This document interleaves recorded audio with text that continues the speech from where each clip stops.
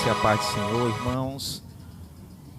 Hoje, noite em que nós nos reunimos para celebrar o nosso Deus, participarmos da ceia, aquilo que Deus preparou por nós, estabeleceu há 2000 anos atrás, para que estivéssemos aqui e vivêssemos e celebrássemos a comunhão com o nosso Deus através da celebração da ceia do Senhor.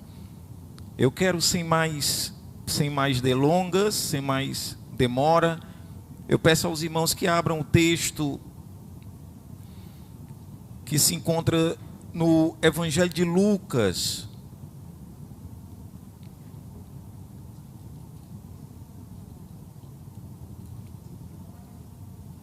No Evangelho de Lucas, capítulo 18.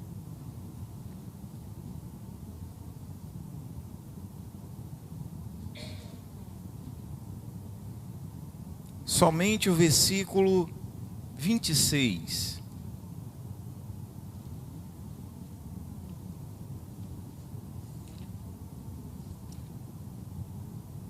Evangelho de Lucas, capítulo 18, versículo 26. Encontraram?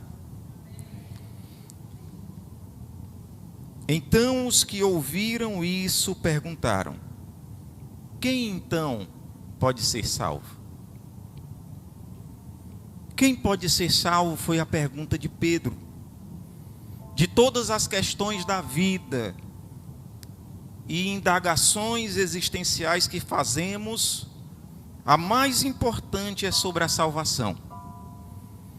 Deveria ser de interesse comum o tema salvação. O que é a salvação? Como ser salvo? Quem pode ser salvo? Devemos lembrar que Jesus, ele veio salvar e buscar o perdido. A missão de Jesus era salvar. E ele cumpriu a sua missão. Em João capítulo 12, versículo 47, Jesus diz que veio não julgar o mundo, mas salvar o mundo. Era de interesse de Jesus salvar os homens. E esse é um tema que muitas pessoas não consideram no dia a dia. Passam-se anos e a pessoa não considera a respeito da salvação da sua alma. Alguns tardiamente, depois de uma perda, depois de uma enfermidade, passam a considerar, além das coisas comuns do dia a dia, trabalho, família, que são questões importantes, passam anos, alguns passam toda a vida sem considerar a respeito da salvação da sua alma, da sua existência diante de Deus, diante do Criador. Alguns ateus até negam que existe Deus, outros simplesmente vivem como se Deus não existisse. Mas os evangelhos, ou eu posso usar a palavra no singular, o evangelho, que são as boas novas de salvação que Jesus trouxe, o tema principal é a salvação. Mas o que é a salvação? Salvação é o dom gratuito de Deus em Cristo. Salvação é uma palavra, um termo que é genérico. Quando ouvimos na Bíblia a palavra salvação, nós encontramos vários aspectos dessa palavra apresentado ao longo do Novo Testamento. Salvação significa também redenção. Em Efésios capítulo 1, versículo 7. Eu peço que a igreja acompanhe, vai estar aí apresentado na tela. Efésios capítulo 1, versículo 7. O apóstolo Paulo escreve: nele temos a redenção, o perdão dos nossos pecados, pelo seu sangue, segundo a riqueza da sua graça, que ele fez multiplicar-se para conosco em toda sabedoria e prudência. Quando nós ouvimos a palavra salvação no Novo Testamento, nós podemos aprender mais sobre o que significa quando nós lemos, estudamos algumas palavras. John Stott, um teólogo e foi um pastor protestante, pastor anglicano na Inglaterra, ele chama essas palavras que explicam, que são aspectos da salvação, de imagens da salvação. Porque cada uma delas remete, lembra-nos uma imagem. Vem à nossa mente uma imagem, forma em nossa mente uma imagem. Redenção, irmãos, nos lembra um mercado em que os escravos eram levados ali para serem vendidos. Redenção significa pagar um preço para reaver de volta, para trazer ou para dar liberdade. Nós temos uma cidade aqui pertinho, a 60 quilômetros da nossa capital. Como é o nome da cidade? Redenção.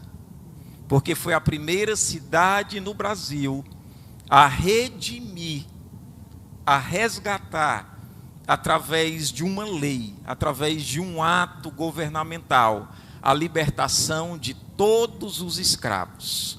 A partir daquele momento, eles foram declarados livres.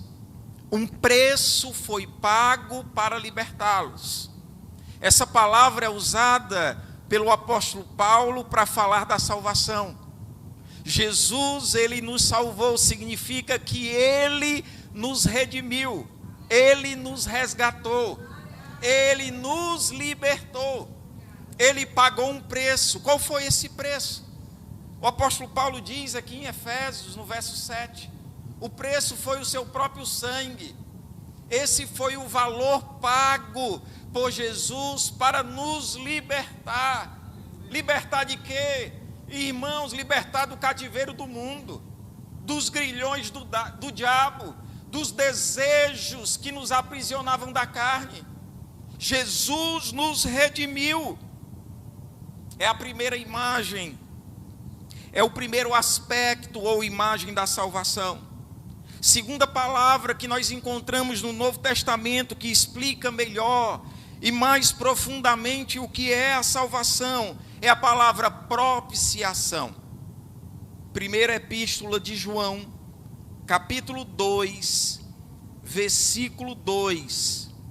João, escrevendo à igreja, ele diz assim: ele é a propiciação pelos nossos pecados.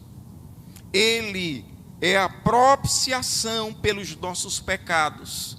E não somente pelos nossos, mas também pelos pecados de todo o mundo.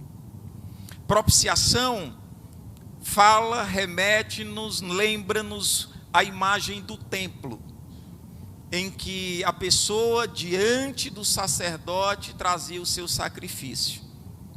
E o sangue daquele animal era aspergido sobre o altar do sacrifício. E o animal era imolado. Propiciação fala de sacrifício, de sangue derramado para propiciar, significa cobrir o pecado do pecador. Jesus foi a propiciação pelos nossos pecados. Nenhum outro sangue, Pedro diz, nem sangue de touros, nem sangue de novilhos, nem sangue de animais, era suficiente para apagar, para anular os pecados, os nossos pecados diante de Deus. Mas a propiciação, o sacrifício de Jesus pelos nossos pecados, foi o preço suficiente entregue a Deus Pai para que nós fôssemos salvos. Terceira imagem da salvação, que nos leva para o tribunal, que nos remete a um tribunal de justiça, é usada pelo apóstolo Paulo na carta aos Romanos e na carta aos Gálatas. A palavra é justificação. Romanos capítulo 5, versículo 1. Romanos capítulo 5, versículo 1. O que é que diz Romanos capítulo 5, versículo 1?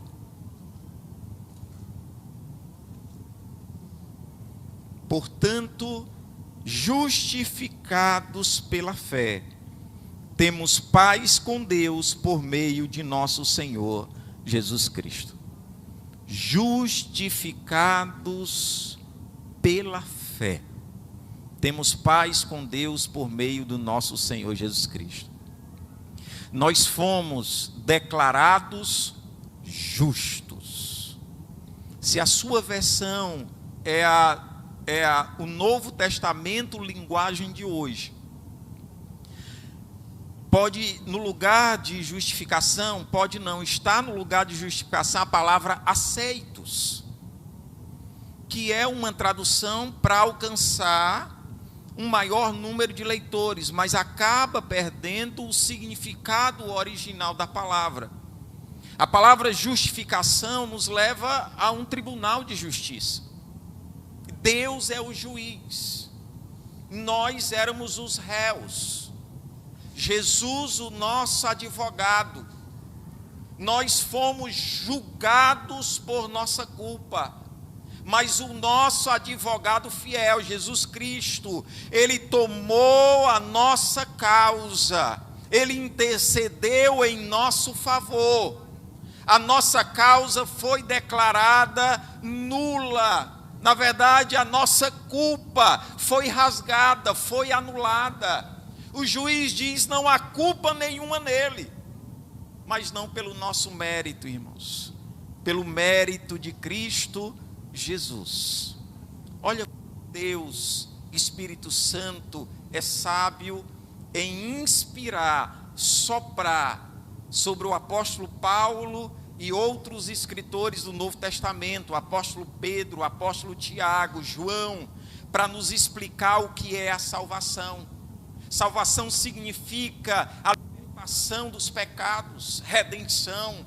Jesus pagou um preço, só Ele era capaz de pagar um preço válido para nos libertar, para nos redimir do cativeiro em que vivíamos. Propiciação, só Jesus é o sacrifício aceitável por Deus Pai para que fôssemos salvos. Justificação, estávamos no tribunal, seríamos condenados, mas pelo mérito de Cristo, pela intercessão de Cristo, o justo juiz nos declarou justos, sem culpa. É interessante e profunda a palavra justificação. Justificação é mais do que perdão. Eu aprendi isso. Justificação é mais do que perdão, e eu quero que os irmãos aprendam isso. Você pode perdoar uma pessoa que lhe causou mal, lhe fez algo. Você perdoa, mas não vai esquecer. Não significa esquecer o que a outra lhe fez, mas você perdoou. Você diz: eu perdoo a tua culpa, eu perdoo o teu pecado contra mim. A Bíblia também fala de perdão. Deus nos perdoou. Deus disse: olha, você é culpado, mas eu te perdoo pela tua culpa. Mas o apóstolo Paulo traz uma palavra que ainda aprofunda mais o que Deus realizou em nosso favor. Ele usou a palavra justificados. É mais do que perdão. Justificação quer dizer: olha, ele não tem culpa nenhuma. Foi avaliado todo o processo foi esquadrinhado, foi analisado. E eu não vi culpa nenhuma nele. Irmãos, Deus nos vê como tendo nenhuma culpa. Sabe por quê? Porque ele olha para o sacrifício vicário de Jesus na cruz do Calvário. Ele tomou sobre nós a nossa culpa, as nossas dores ele levou sobre si, diz a palavra do Senhor. O apóstolo Paulo é o único autor do Novo Testamento, de toda a Bíblia, que usa essa palavra para explicar a salvação. Ele nos justificou, porque ele é o justo juiz. A terceira palavra, a quarta palavra, na verdade, nos remete, nos lembra a imagem familiar da casa, da família, da comunhão do lar. A palavra é reconciliação. Ninguém se reconcilia com alguém que não conhece. Você só se reconcilia com alguém que conhece. Com alguém que você tinha anteriormente uma amizade, um relacionamento. Não é verdade? Reconciliação é novamente reunir a aliança, os laços que foram desfeitos. Sabe o que diz a palavra do Senhor? Mais uma vez o apóstolo Paulo nos ensinando. Ele diz em 2 Coríntios, capítulo 5, versículo 19. Ele diz: Deus estava em Cristo reconciliando consigo o mundo. Aleluias. Glória a Deus, irmãos.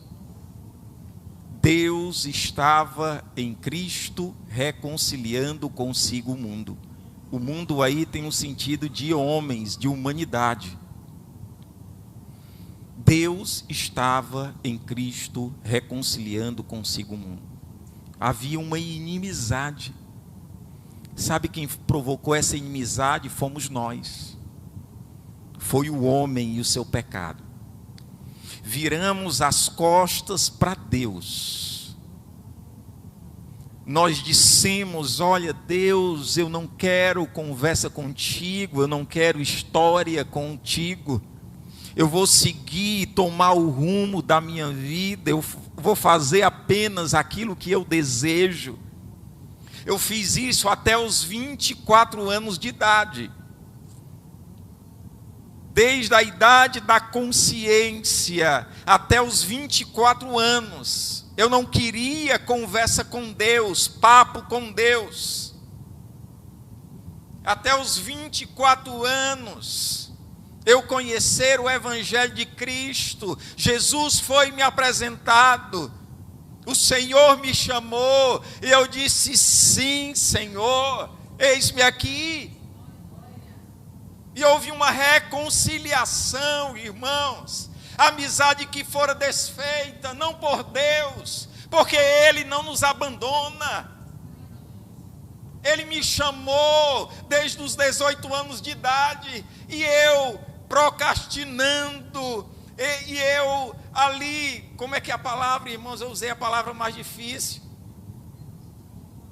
Adiando, resistindo do chamado de Deus. Irmãos, até os 24 anos de idade, houve a reconciliação. Aleluia. Quando eu descobri, lendo essa passagem, que Deus estava em Cristo reconciliando consigo o mundo. Jesus, ele veio redimir-nos, veio propiciar-nos, oferecer-se em sacrifício agradável a Deus. Jesus veio justificar-nos diante do Senhor e veio reconciliar-nos com o Pai. Hoje nós temos uma amizade renovada com Deus Pai por causa de Cristo Jesus. Hoje nós temos comunhão com Ele. O que antes era briga, era guerra, era birra com Deus. Viramos as costas e dissemos: não, Deus, eu não quero segui-lo. Eu tenho mais o que fazer da minha vida. Hoje nós seguimos o Senhor. Aleluia. Hoje reconhecemos o quanto Deus foi bondoso, irmãos, paciente em nos aguardar, em nos esperar. Tem um famoso escritor chamado C.S. Lewis, autor de Crônicas de Nárnia, Cristianismo Puro e Simples, Cartas de um Diabo ao seu Aprendiz, vários livros. C.S. Lewis, ele conta a história de conversão dele. Ele diz que Deus, ele usa até uma imagem que muitos pode chocar alguns, que Deus o seguia, irmãos, como um cão de caça. Ele não está chamando Deus de cão, ele está dizendo, fazendo uma analogia. Deus o perseguia com um cão, irmãos, numa caça. O cão ali não se cansa com o seu dono até alcançar a caça. Ele se sentia dessa maneira, Deus o cercou de todos os lados até alcançá-lo. Foi assim que Deus fez conosco. Aleluias! Louvado seja o nome de Jesus. Salvação é isso, irmãos. Salvação é redenção, propiciação, justificação, reconciliação. A segunda pergunta: como ser salvo? Uma coisa eu sei, a Bíblia diz que nós não podemos ser salvos pelas obras. Não há como ser salvo pelas obras. Efésios capítulo 2. Me ajude o versículo 8. Não pelas obras, para que ninguém se glorie. É o 9? Não vem pelas obras, para que ninguém se glorie. Coloque o 8, por favor. Porque pela graça sois salvos por meio da fé. E isto não vem de vós, é dom de... Já diz tudo, só preciso falar mais nada. Como ser salvo? Salvação é pela graça. Favor que nós não merecemos. Sua vizinha pode ter o nome de Graça, né? Um familiar, em homenagem ao que Deus realizou. É o favor dele por nós. Deus, aleluia, Deus é glorioso, gracioso, irmãos, nos salvou mesmo nós não merecemos. Bispo Adams pregou aqui, não sei se foi na quarta, no encontro com a palavra, ou se foi em um outro domingo, ele falou sobre isso. Misericórdia é Deus não nos dá o que merecemos. Nós merecíamos a condenação, nós merecíamos o julgamento sem dó. Deus não nos deu. Graça é o oposto.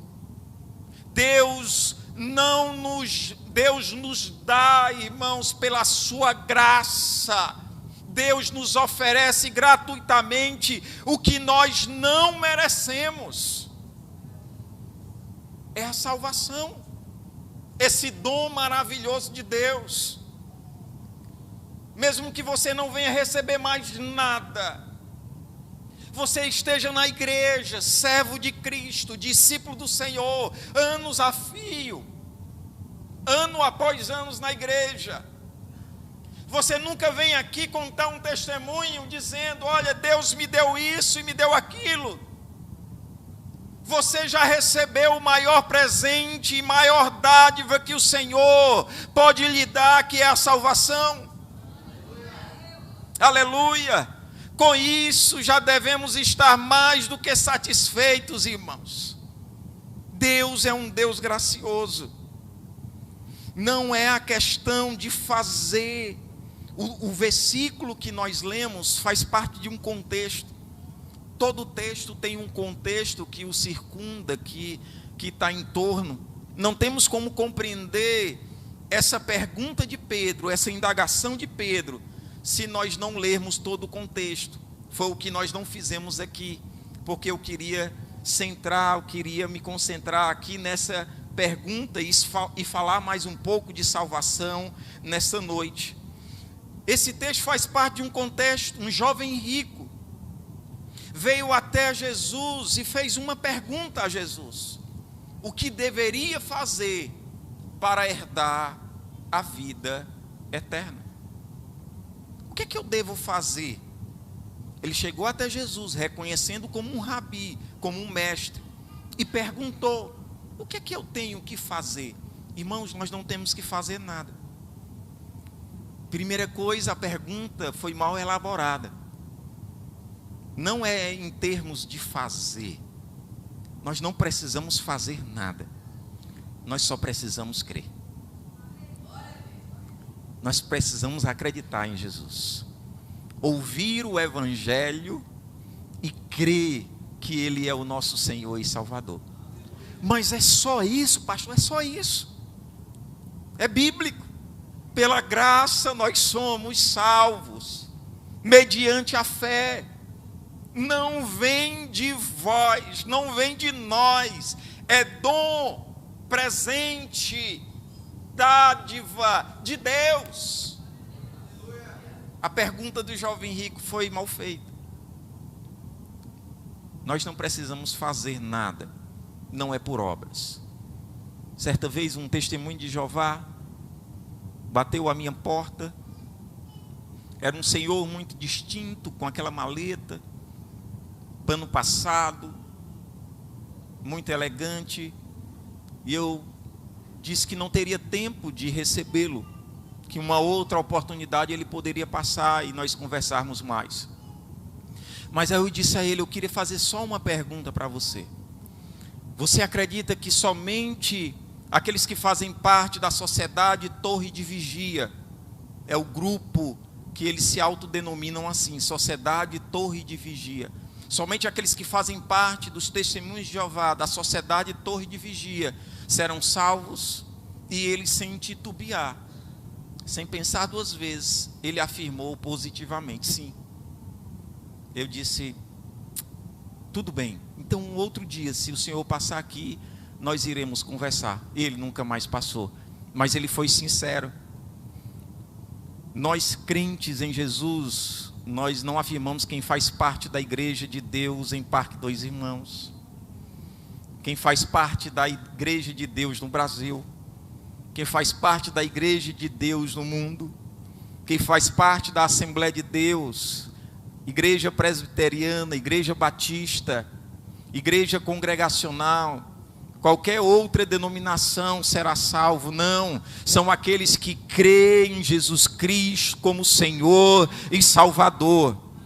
É o dom de Deus pela graça. Aleluia. É para que ninguém se exalte, se glorie, se inche, se orgulhe diante de Deus. Não, é para nos humilharmos. E todas as vezes que venhamos à igreja, irmãos, ou na nossa oração devocional, nós nos ajoelharmos e agradecermos ao Senhor pelo que Ele realizou em nosso favor. E por último, é a pergunta de Pedro: quem pode ser salvo? João, na primeira epístola, sua primeira epístola, João, capítulo 1, versículo 12. Nós falamos isso na escola de discipulado. Está gostando, Isaac? Maravilha.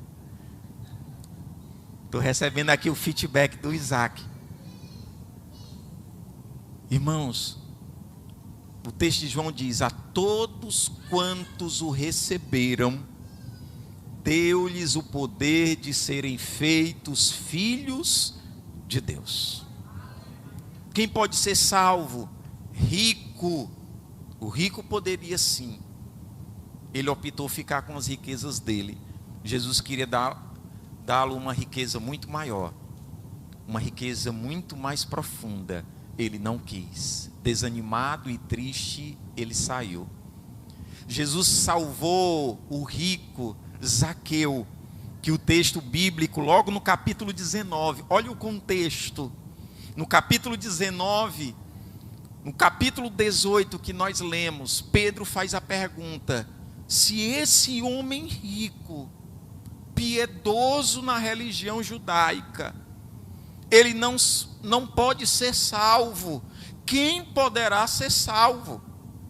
E no capítulo 19, lembrando que o Novo Testamento até o século 12 não tinha divisão em capítulos.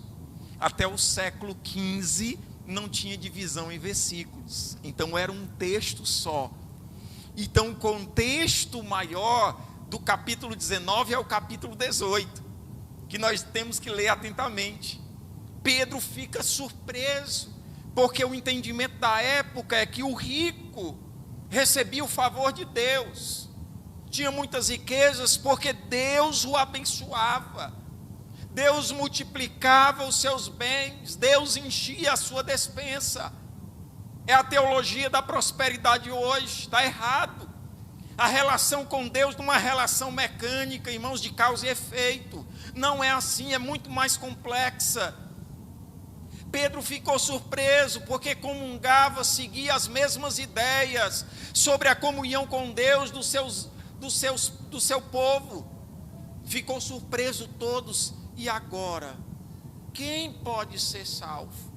E no capítulo 19, o texto diz que Zaqueu era publicano, cobrador de impostos e era muito, muito rico.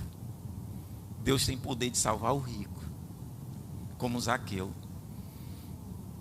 Tem poder de salvar uma adúltera, como a mulher samaritana. Um religioso, como Nicodemos. Jesus tem poder de salvar pescadores, como Pedro, como Tiago e como João. Jesus tem poder de salvar cada um de nós. Muitos aqui foram resgatados e salvos pelo poder do Senhor. Quem pode ser salvo? O Senhor quer salvar a todos quantos crerem, a todos quantos o receberem. Confia unicamente em Cristo Jesus para a salvação. Deus quer salvar, Jesus quer salvar. E se você ainda não tem certeza da sua salvação essa noite, na oração final, eu quero te convidar para vir à frente e receber uma oração e apresentarmos a tua vida diante do Senhor. Amém?